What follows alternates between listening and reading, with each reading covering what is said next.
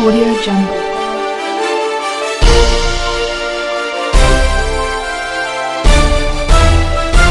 Audio Jungle. नमस्कार, आपके साथ मैं हूं ऋतिक समित और आप देख रहे हैं तेज निगाह न्यूज। अभी हमारे साथ मौजूद हैं सर्विस पाठक, राष्ट्रीय कामगार संघ महासचिव।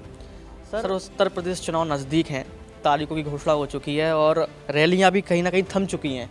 तो आपको लगता है कि इस बार किसकी सरकार होनी चाहिए उत्तर प्रदेश में?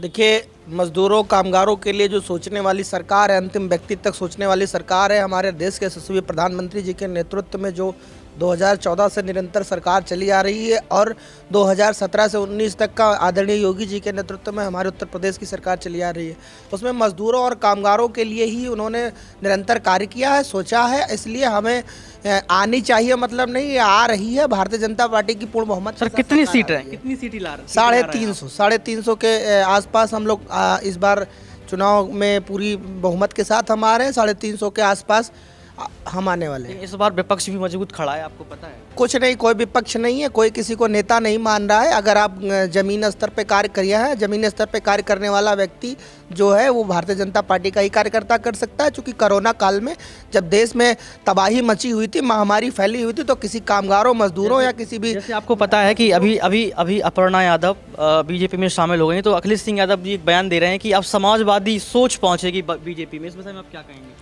देखिए, अपर्णा यादव जी पहले से भी हमारे प्रधानमंत्री जी से, यशस्वी प्रधानमंत्री जी से प्रभावित थी। उन्होंने हमेशा कई बार बयान दिया, इसके लिए उनके परिवार में विवाद भी हुआ था। जो हमारे राष्ट्रवाद की विचारधारा से, प्रधानमंत्री जी की विचारधारा से, वो हमेशा उसका तारीफ करती थी।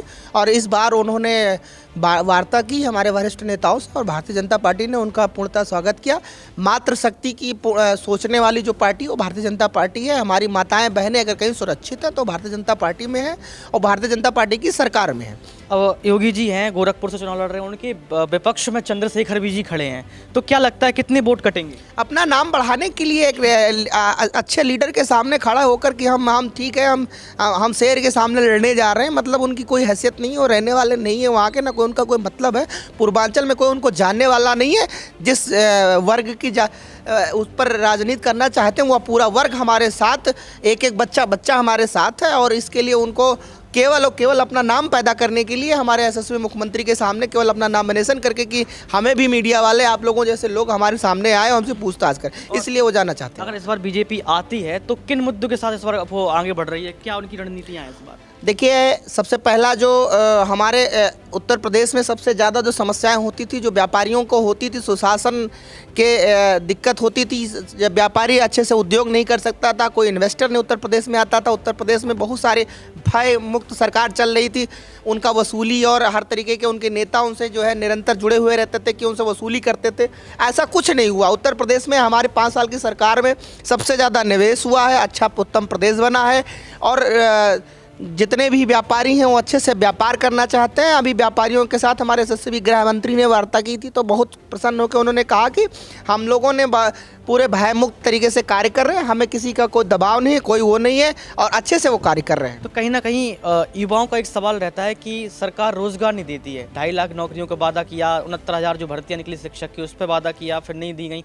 तो इस विषय में आप क्या कहेंगे, इस बार रोजगार मिलेगा क्या? सबसे ज़्यादा अगर रोजगार किसी प्रदेश में मिला है तो उत्तर प्रदेश में मिला है। फिर क्यों युवा नाराज रहते हैं? कोई युवा नहीं नाराज है। वो जो जिसको वो लोग मुद्दा बना रहे हैं, जो कह रहे हैं विपक्ष के लोग, वो उनके अपने यूथ के कार्यकर्ता हैं। वो केवल हल्ला मचाने वाले लोग हैं और 200-500 लेकर किसी के लिए बोलते हैं। वो हमारे ओरिजिनल कार्यकर्ता नहीं, ओरिजिनल जो कार्यकर्ता हैं जिनके लिए सरकार निरंतर सोच रही है। आप ज़मीन पे जाके, गाँव में जाके, किसी मोहल्ले में जाके आप चर्चा करिए। हमारे उत्तर प्रदेश सरकार में सबसे ज़्यादा रोजगार के लिए कार्य किया है, चाहे वो हॉस्पिटैलिटी टूरिज्म हो, चाहे वो हॉस्पिटल हो, चाहे वो जो है कि जितनी भी मेन पावर्स कंपनियां हो, चूँकि काम करने के लिए बहुत सारे लोगों को उन्होंने कार्य दिया है। और हम स्वयं चूँकि कामगारों का नेतृत्व करते हैं तो इसलिए हमको पता है कि उत्तर प्रदेश में सबसे ज़्यादा जो है रोजगार का काम किया गया है। 10 मार्च किसके सर पे होगा ताज? ये बहुत बड़ा एक सवाल सबके मन में बना हुआ है। तो 10 मार्च के बारे में आप क्या कहेंगे? देखिए, भारतीय जनता पार्टी हमारी पंचायत देखिए, भारतीय जनता पार्टी हमारी पंचायत की पार्टी है। हम लोग, कोई शक नहीं है कि यशस्वी मुख्यमंत्री जी के नेतृत्व में हम लोग चुनाव लड़ रहे हैं योगी आदित्यनाथ जी के। लेकिन यदि पार्टी ने कोई फैसला लेने से, अगर हमारी पार्टी पंचायत की पार्टी एक अखिलेश यादव या एक राहुल गांधी या सोनिया गांधी की पार्टी नहीं है, एक कार्यकर्ता की पार्टी है। अगर हमारे कार्यकर्ताओं ने मन बनाया, पार्लियामेंट्री बोर्ड ने मन बनाया, तो जिसको भी वो मुख्यमंत्री बनाएगी हम एक्सेप्ट करते हैं। क्योंकि हमारे यहाँ भी टिकट मांगने, जो अभी टिकट का दौर चल रहा है। मेरा सवाल आपसे ये था कि 10 मार्च को आप किस नज़रिए से देख रहे हैं? 10 मार्च का हमारा ऐतिहासिक दिन होगा। उत्तर प्रदेश में दूसरी बार, चूंकि किसी भी प्रदेश में दूसरी बार किसी पार्टी की सरकार नहीं, हम पूर्ण बहुमत के साथ दूसरी बार सरकार बनाने जा रहे हैं। इसके आंसर जनता को पता है कि रोजगार मिला है कि नहीं मिला है, सरकार ने जमीनी स्तर पर काम किए हैं या नहीं किए हैं। अब ये निर्णय तो सिर्फ उत्तर प्रदेश की जनता ही तय करेगी। देखते रहिए तेज निगाह न्यूज़। कैमरामैन प्रिंस के साथ ऋतिक सविता।